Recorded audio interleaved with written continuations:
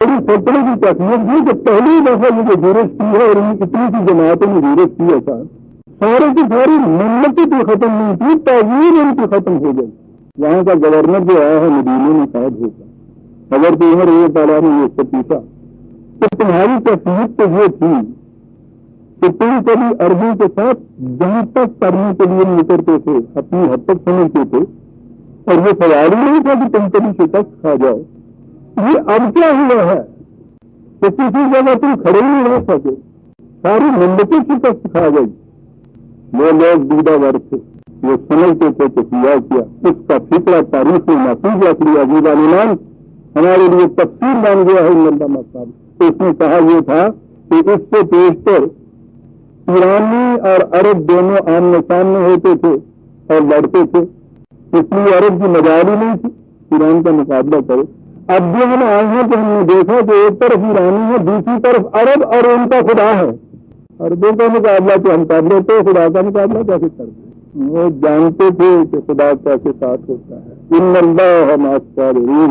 یہاں میدان جنگ میں جب یہ گئے ہیں قالوا لب پہ آئی ہے دعا بن کے تمنا میری، بری آرزویں بے ساختہ لب پہ آ گئی کہ ربنا افرغ علینا صبرا.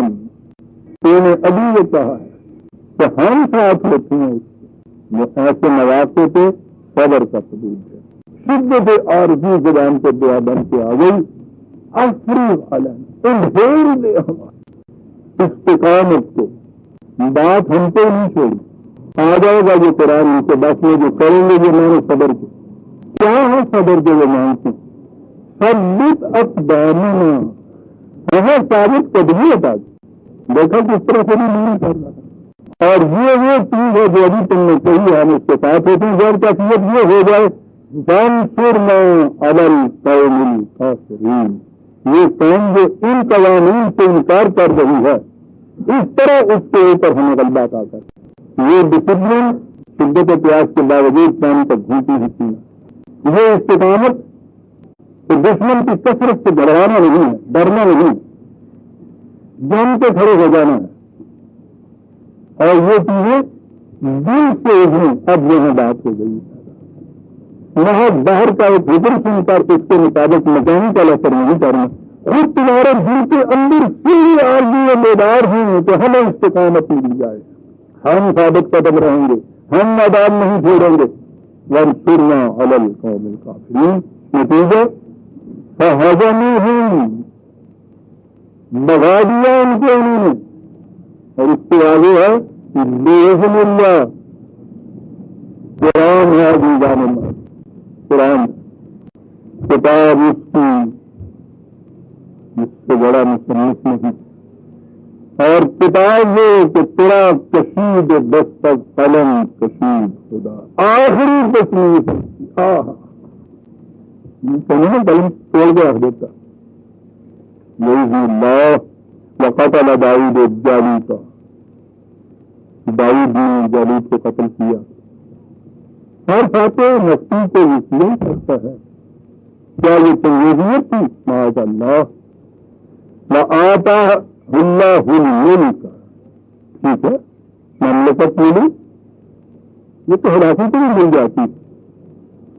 فرض یہ تھا ملک والحکمت، نہایت بنائی کی یقینی وعلمہ مما یشاء، اور یہ علم دیا اس کو جو اس کی نصیحت کے مطابق ہوتا ہے. داؤد یہی بھی ملی، حکمت میں ملی. اور حکمت کا تو قرآن نے بتایا ہے نا کہ کیا کیا چیزیں تھی. یہ ذرا بکتری تیار کرنا، اس قسم کے اوار اور پیار تیار کرنا، قرآن نے کہا.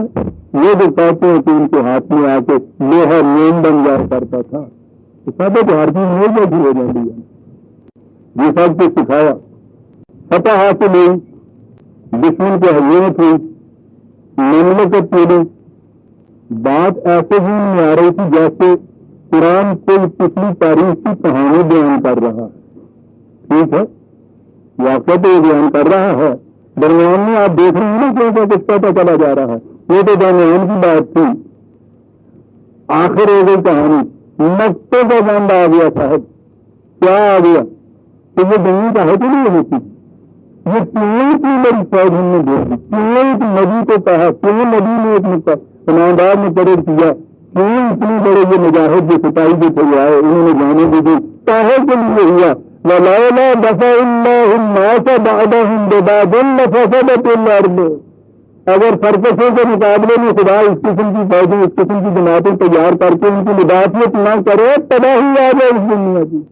دفع اللہ الناس بعضهم ببعض، ہمارے لیے کچھ بھی مشکل نہیں تھا کہ جو بھی ذرا ظلم کرنے کے لیے اٹھے اسے پتھر کا بنا دیں، ہاتھ نہیں اٹھتے تھے.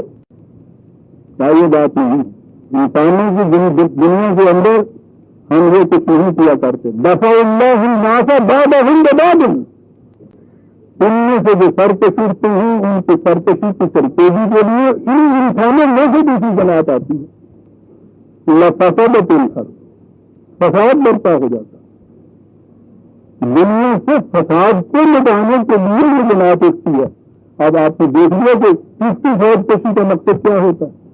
یہاں تو صرف یہی کہا نا لفسدت الارض، آپ کو معلوم ہے سورہ حج میں پہلے بھی آ چکی ہیں 22-49 وہاں وَلَوْلَا دَفَعُ اللَّهُ النَّاسَ بَعْضَهُم بِبَعْضٍ، اگر خدا یہ انتظام نہ کرے تو پھر کیا ہو، لَهُدِّمَ الصَّوَامِعُ وَبِيَعٌ وَصَلَوَاتٌ وَمَسَاجِدُ يُذْكَرَ فِيهَا اسْمُ اللَّهِ كَثِيرًا، اگر خدا ایسا نہ کرے تو یہودیوں کے سامنے، عیسائیوں کے گرجے، ہندوؤں کے مندر، راہبوں کی کوٹھیاں، تمہاری مسجدیں ایک باقی نہ رہیں گی. یہ مجاہدین کی جماعت کاہے کے لیے تیار ہو رہی ہے کہ اگر کوئی ایسا ظالم سرکش کسی کے گرجے کو ڈھانے کے لیے آئے تو یہ اپنی جان دے کے اس کی حفاظت کریں. مسجد کا ذکر آخر میں کیا، پہلے ان کی حرمت محفوظ کیا، گرجوں کو، ساموں کو، راہبوں کی کوٹریوں کو، مندروں ان کو محفوظ کر کے آخر میں اس کو نام دے دیا ہے اس کی لیے کیفیت حاصل ہو. لَفَسَدَتِ الْأَرْضُ وَلَٰكِنَّ اللَّهَ ذُو فَضْلٍ عَلَى الْعَالَمِينَ، عالمین تمام اقوام عالم کے اوپر ہم صاحب فضل جانا چاہتے ہیں، تو اس لیے ہم نے یہ انتظار کیا کہیں کوئی ظالم اٹھے جہاں بھی خدا کے اس لشکر کے پاس قوت ہوگی اس کے لیے فرض ہو جائے گا کہ اس کی آواز کے اوپر جا کر اپنی جانیں دے کے اس کی حفاظت کرے. واللہ ذو فضل علی العالمین، اس ایسی جماعت کا دنیا کے اندر موجود رہنا عزیزان من فضل خدا بندی کا علامت ہوتی ہے. اور جب یہ جماعت ایسی دنیا میں نہ رہے تو دنیا فضل خدا بندی سے محروم ہو جاتی ہے جیسے آج محروم ہو چکی ہے.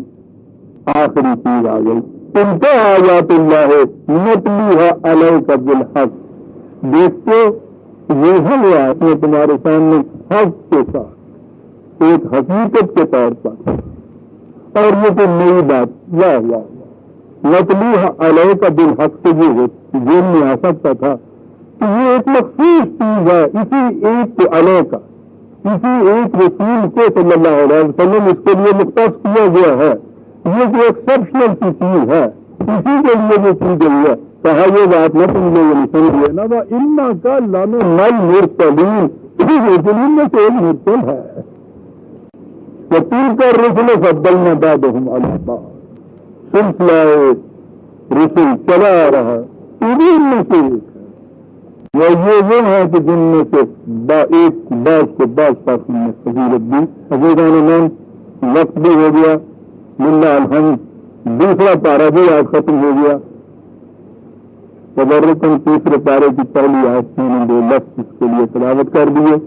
ہم سورہ بقرہ کی آیت 252 تک آ گئے، دوسرا پارہ ہم نے ختم کیا. آئندہ ہم 253